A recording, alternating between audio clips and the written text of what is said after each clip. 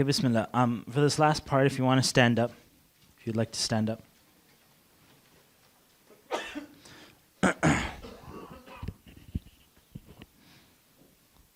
If you have cell phones, please put them on vibrate. If you have cell phones, please put them on vibrate. Or shut them off. Some people need to keep it on, but shut them off if you can. Everybody's cool? Everybody's that? No talking when I do this, all right? So nobody just in the middle, hey, do we have to go now? None of that stuff, all right? Just quiet, inshallah ta'ala. All right, bismillah. All right, I want you to close your eyes. And back again into our bubble or our spaceship or our elevator as it flies up nice and high. Take a deep breath. Float up nice and high. Nice and high. You're separating from everything involved. Here on earth, you're just floating up nice and high into the sky. Totally disconnected. Floating up nice and high. It's so easy that the deeper you breathe, the higher you get. And you float back into the past. Back into the past. 3 days ago. I want you to take your bubble or take your balloons and land back 3 days ago.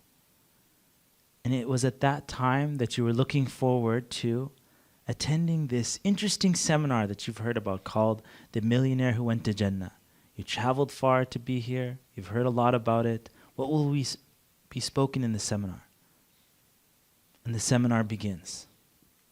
Muhammad al-Sharif starts everybody off and is like, stand up. Imagine an imam with a really hot car. And you imagined a town and country. And you started thinking about those emotions right from the beginning.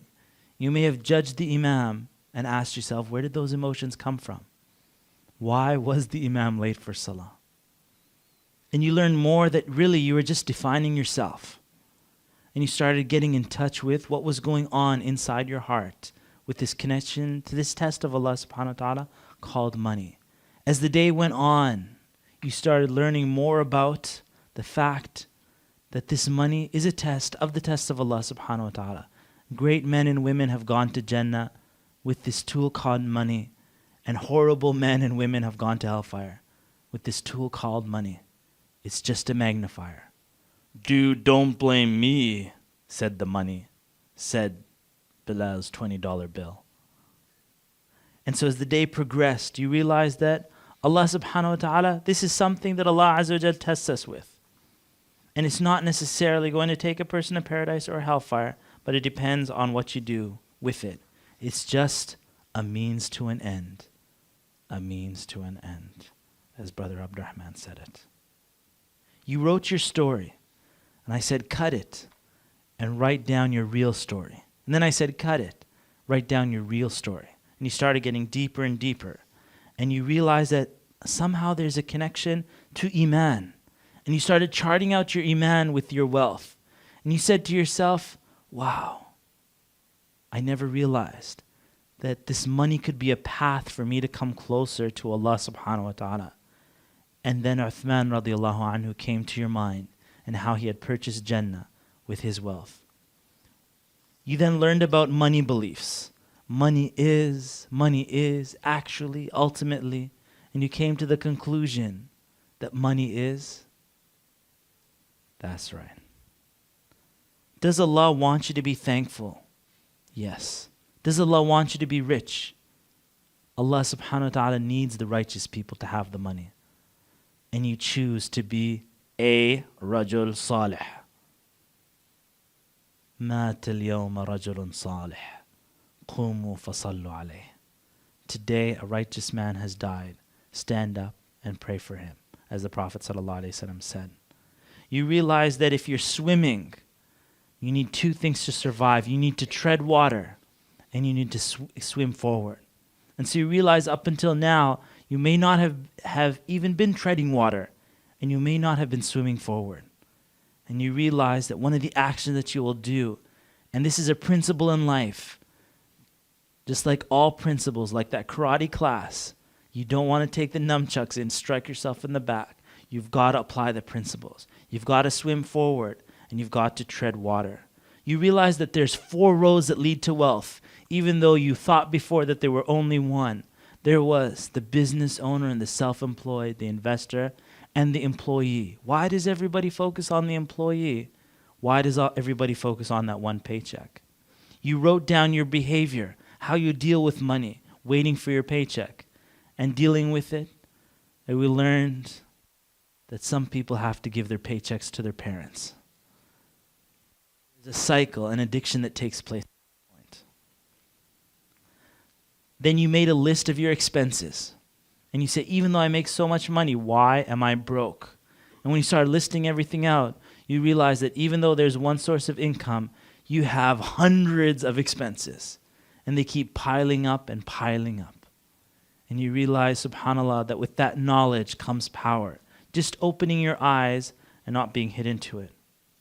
Where do you want to be came the next stage. As you went from you are here to this is where you want to go.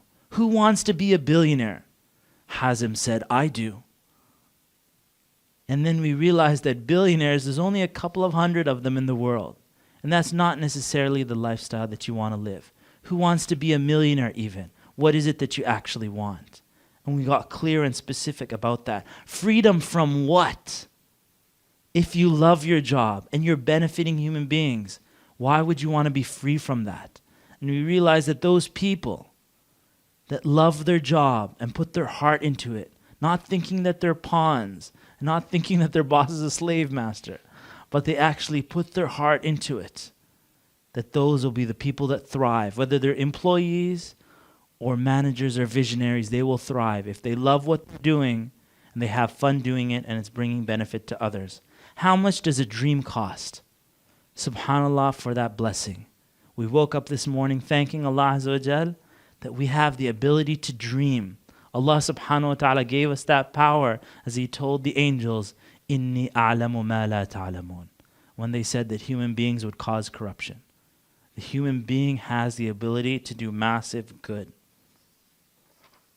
We got a price check on Isle Dream. We found out how much a town and country actually costs. And we got clear on how much extra. And someone said, this is pretty realistic. It's not $1 million, but it might just be a couple of thousand extra that you need to build up into your account, and all your dreams will come true.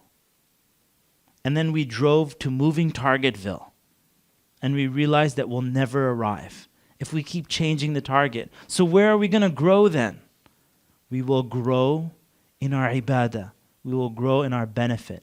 We will start fulfilling our ties of kinship. There are aspects to our life other than our business and our career. Do you want to be a hero in your own story? You saw your friend and you went into the house and you saw all the beautiful things there and you realized all of this was yours. So many of us in this room realized in thankfulness to Allah subhanahu wa ta'ala, they already had so many things to be thankful. And as everybody opened their eyes, you could hear a sniffle in the room. A sniffle of thankfulness to Allah subhanahu wa ta'ala, that from everything that you have asked for, Allah subhanahu wa ta'ala has already given it to you. But that needs to flow through you.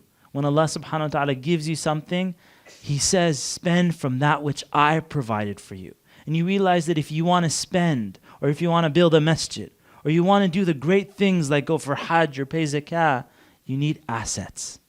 And you need multiple income, so that all of these things can be taken care of. Where does zakah come from? And we realize that the more zakah you pay, the more money you will make by virtue of this blessed deen of Islam. How many pockets do you have?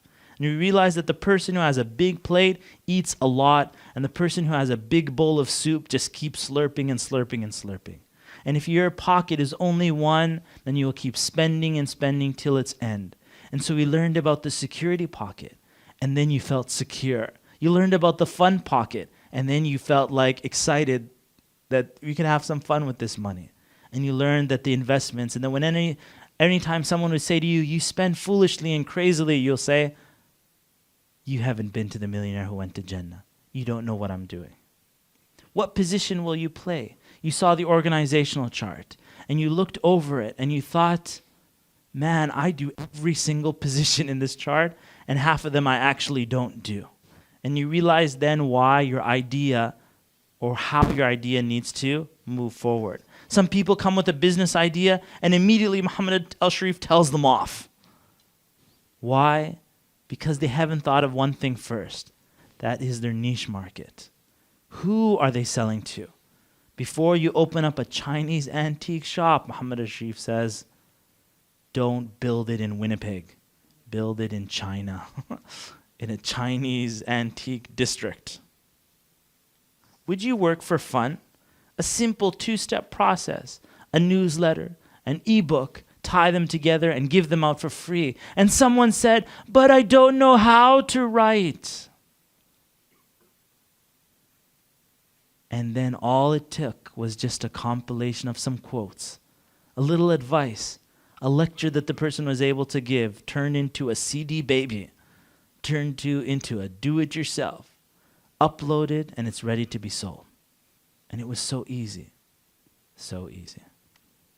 Marketing, we saw, was something that everybody needs, but so few people get involved in it. The criticism that come. And we realized that would we trade money for criticism? And we said, maybe. And for most people, it held them back. But now you know that's the only little stepping stone between you and making this money that can set you free, bi'idhnillah. And so you decided to build your niche market with sub-lists, and you've made that intention throughout. A funnel. Before, you just used it to make Kool-Aid. Before, you just used it for your soup and for your salads and all of that. But now you realize that a funnel can make you some crazy, amazing money. And you notice that so many companies use it. What's stopping you? People waiting to purchase from you. And you decided to put more things into your funnel. People waiting to buy. And you just have an arsenal of new things to make money from. You want to sign up for automation. You know that if things are done with willpower, you know now that you need to automate everything. Automate your Quran memorization, automate your health, and automate your business in so many different ways. And automate your action taking with a life coach or a mentor. We learn how to save money on taxes, the mail-in rebates that we're not mailing in. And so much wealth that's waiting for you there, so long as you just start your company and the government gives you that carrot, and you're like, if you're going to give me a carrot, then I'm going to enjoy that carrot. I'm going to dip it in ranch sauce and enjoy that carrot to the maximum.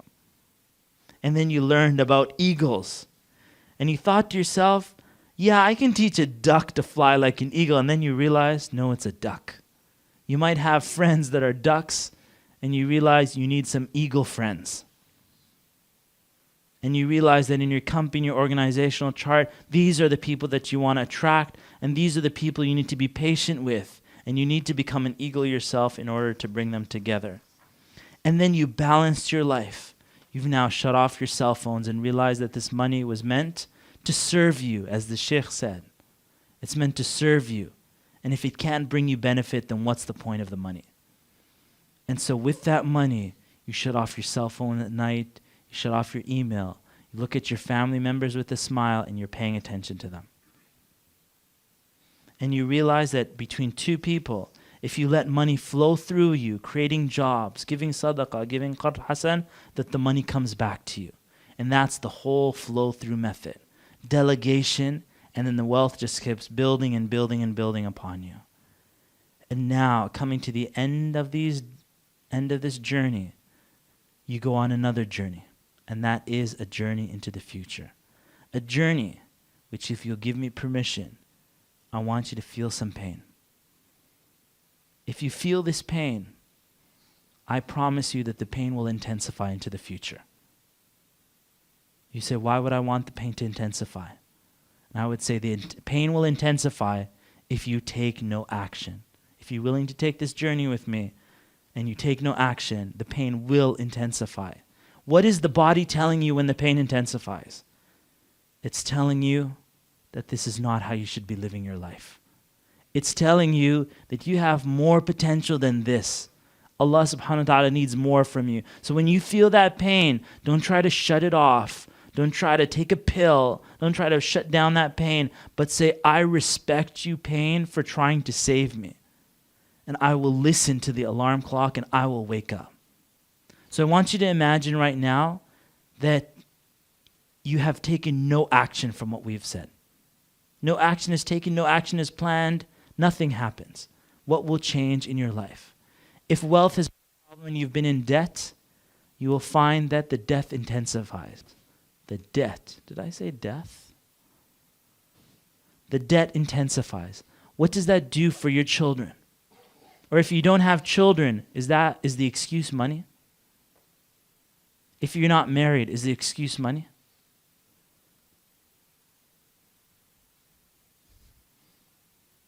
And that's currently.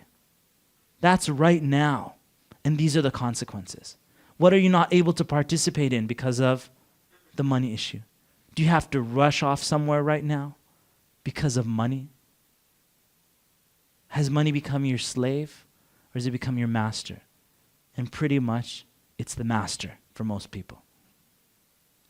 And so I want you to picture this, float up into the future, a person who has taken no action.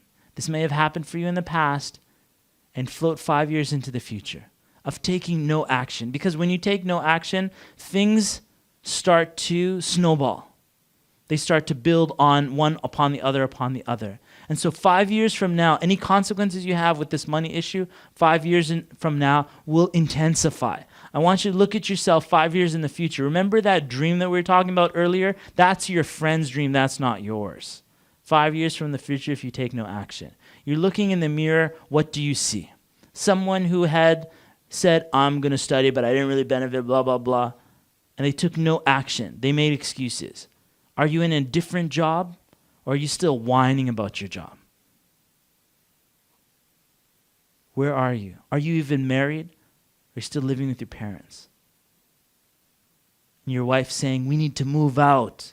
It's like, I can't afford to move out. And the marriage is getting messed up. Maybe there's no children because of that. You're looking in the mirror 5 years from now. What do you see? Do you see someone that you're proud of? Or someone that you can't look in the eye? What do you say to yourself in the mirror? Knowing that you didn't implement anything. And feel the weight on your shoulders. The consequences. This is 5 years of taking no action. Everybody else took action but you. Who's not in your life now? What have you missed out on? Because a lot of people forget about that. What have you missed out on? How many times have you made excuses as everybody else moved forward? The financial crisis probably knocked you out and you made that excuse. Now you're looking in the mirror. Life sucks. But it's not over yet. Let's go 10 years into the future. Float up 10 years later. Where are you living? Even what does that mirror look like that you're looking at 10 years from now? Is it a rusted, stained mirror? You have such low standards that you can't even replace that mirror? Who's in your life and who's not in your life? The wrong people you're surrounded by. I wouldn't even say ducks. Maybe cockroaches. Ducks left you a long time ago because ducks are beautiful creatures. 10 years from now, making excuses. Where are you? Who's out of your life? If you have children, and you may have children, let me say you can't have children, what kind of example are you for them? Are you telling them to get into a riba loan because there's no other way? And your experience proves that no business can be successful? Have you told them to get into riba loan? Are they following that example? Do you see someone in the mirror 10 years from now healthy? Or who suddenly seems so old? The weight of all these consequences. Interesting how people just say, I don't care about money and what it does to you. And if that was enough, let's go 20 years into the future. Your age plus 20 years. A whole life of taking no action. A whole life. Where are you 20 years from now? Are you significant in the community or are you insignificant? I think you know the answer. Because it's an attitude of low standards that applies to everything. It applies to marriage. It applies to everything you deal with. How many times have you been fired? Not that you quit, you were fired. And nothing was implemented. 20 years from now. What kind of example are you for your kids? Have they left you? Or have they followed your example and now you've messed up their life? What's your relationship with your husband or your wife at this point? Having low standards. Do you think someone with high standards is going to stay with you? No. like attracts like. If you're a C player, you will attract a C player. Whether that's in marriage or whatever it is, like attracts like. Because if they were a B or an A player, they would have left back in the 5 years ago. And so like attracts like. It's 20 years from now. And you look in the mirror and you say to yourself, رَبِّ ارْجِعُونَ لَعَلِّي أَعْمَلُ صَالِحًا فِيمَا تَرَكْتُ كَلَّا إِنَّهَا كَلِمَةٌ هُوَ قَائِلُهَا. All right. So what I want you to do is float up nice and high. Float. I'm not going to go to the hereafter at this point, but you know where this person's going in the hereafter. Okay? Float back 20 years, floating back into this room, back into your spot. And what I want you to do, inshallah ta'ala, is open your eyes. And basically, you guys know how to play patty cake? You can open your eyes. Play patty cake. I need everybody to play it. You know how to play patty cake? Do you guys know? You know when you do that, like patty cake, baker's man? I need everybody to do, inshallah ta'ala. Everybody. Nobody's allowed to sit down. You have to break out of this. I was just talking. It's the Imam with the Ferrari. It hasn't happened, okay? So just play patty cake. You need to break out of it as we go on a new journey. Okay, let's go. Everybody needs to do it. Everybody has to. What are you doing, man? It's two hands, and then one hand, and then one hand, and then two hands, and one hand, and then go faster. Patty cake, baker's man. Bake me a cake as fast as you can. Not to something, and not to something. Just not to. All right, now I need you to play patty cake with your elbows. With your elbows, all right? So it's like this, all right? So you go like this. Patty cake, baker's man. I need everybody to do it. Every single person. No one's allowed to sit down through this. Patty cake, baker's man. All right, then everybody does this. Everybody does it. Put your right hand up. No. Don't put your right hand up and touch your armpit like this. Your armpit. Like there's a pressure point right there. When you touch it, your brain crashes. It does? Yes. Has it crashed? Does it hurt a little bit? Like there's a little point. It feels good, right? Muhammad Ashrif knows acupressure. Okay. On your eyelid, right? I want you to touch. There's like a spot right there under your eye. Right here. Actually, it's like where the bone is. Another pressure point. Just touch it. Just tap it nicely. Does it feel good? Does it feel good? All right, count down from 5 to 1. 5, 4, 3, 2, 1. Birthdays are not permissible, right? Does anybody celebrate birthdays? Okay, we know it's not permissible, but let's sing it anyway. Happy birthday to you. Come on, sing it. I need you to just crash your brain like crazy, man.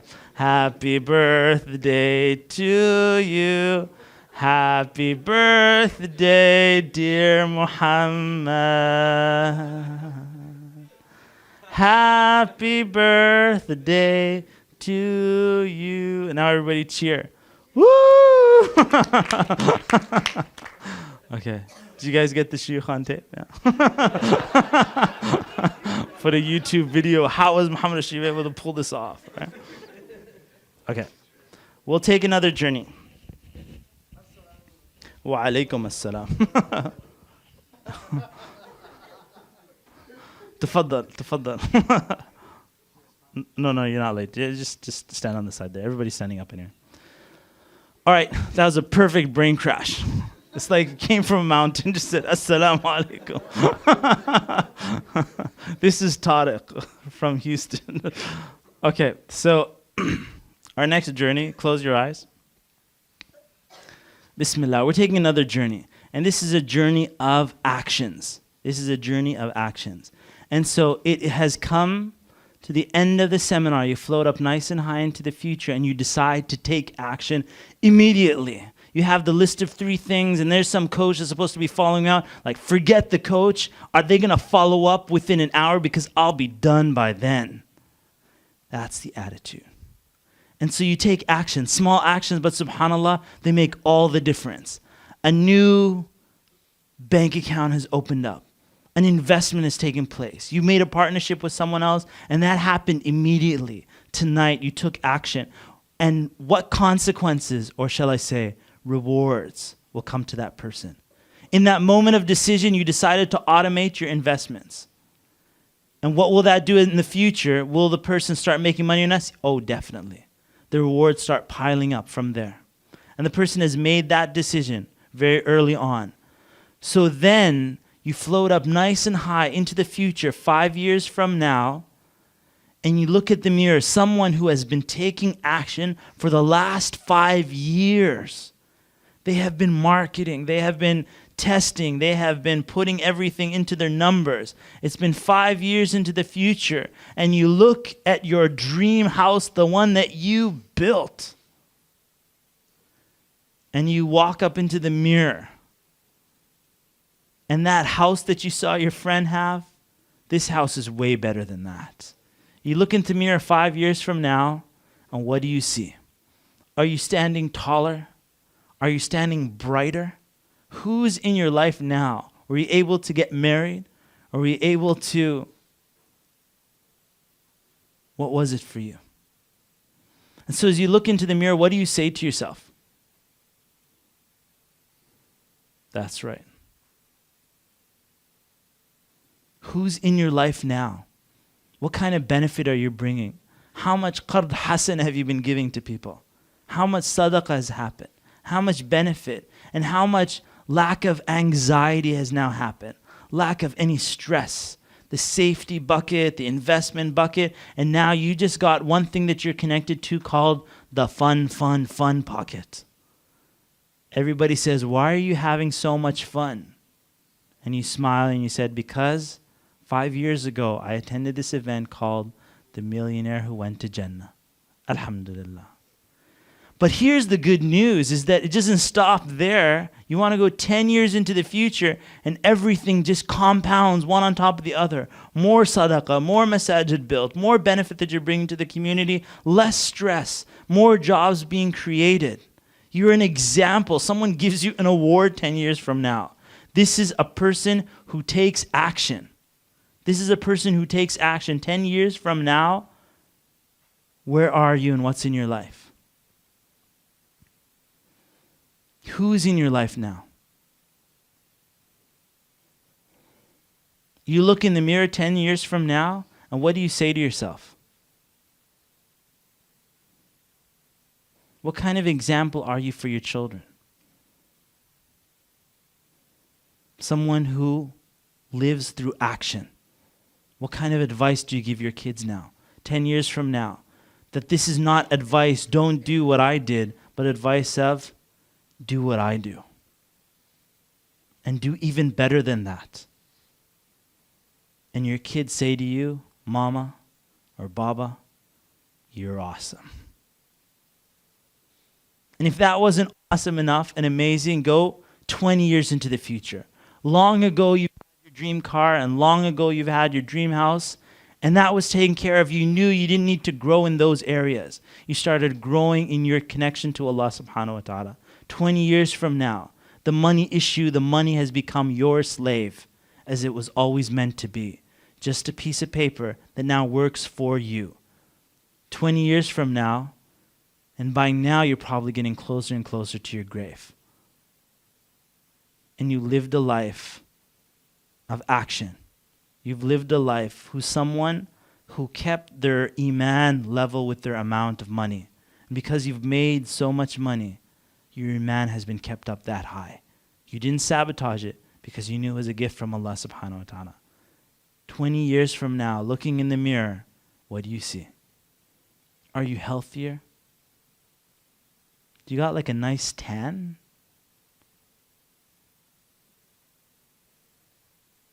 What about your family? Are they at ease? What about your community? Are you one of the most active members in the community? That's right. Who are you benefiting? People come up to you and say, I want to be just like you. Did Allah subhanahu wa ta'ala accept or not? Allah knows best. But you've done everything that you could do. You placed your trust in Allah subhanahu wa ta'ala. You worked as hard as you can. Now the rest is up to Allah subhanahu wa ta'ala. None of you will enter Jannah except by His mercy. They said, even you, O Messenger of Allah. And He said, even me. And so Jannah is not guaranteed. And even till the last day, even though you've made all this wealth and you spent it all, your intentions are still for the sake of Allah subhanahu wa ta'ala. And how amazing this money journey was, that all throughout your life it kept bringing you closer and closer to Allah subhanahu wa ta'ala. People who didn't have it said incorrectly that it would take you further away. But in reality, it was just a magnifier. And alhamdulillah, you didn't listen to them because it had magnified all the goodness in your heart. And this is what Allah subhanahu wa ta'ala wants for all of human beings, that the good people have the power to spread that goodness to other people. And you've said, oh Allah, I will stand up and I will act. And I ask Allah subhanahu wa ta'ala to be pleased with you. The Prophet sallallahu alaihi wasallam said about An-Najashi, today a righteous man has died. And I wish the same thing for you. That when you die, that's what the angels say. Today, Rajul Salih has died. A righteous man has passed away. The good news is that you have a few more hours to live before you die. And you got this chance to either act upon what you know you should be acting upon it, or you have the opportunity to not act. I want you to travel back 20 years, back to this moment in time, back to Toronto, back into this room, realizing now that you have one of two choices. To either act upon those three things that you wrote down, or to not act. You have seen yourself. I didn't tell you what the consequences were. All I did was look in the mirror and see 5 years from now, where are you? You know where you're going if you take no action. And you know where you're going if you take action. You know both destinations, and now you have the choice. Allah subhanahu wa ta'ala is not forcing you to do anything. You have the choice, but if you make the wrong choice, there's no second chance. When you die, you can't say, send me back to this dunya so that I'll do differently. You only have this chance to act, and now the opportunity is there. All right, so you're going to open your eyes, have a seat.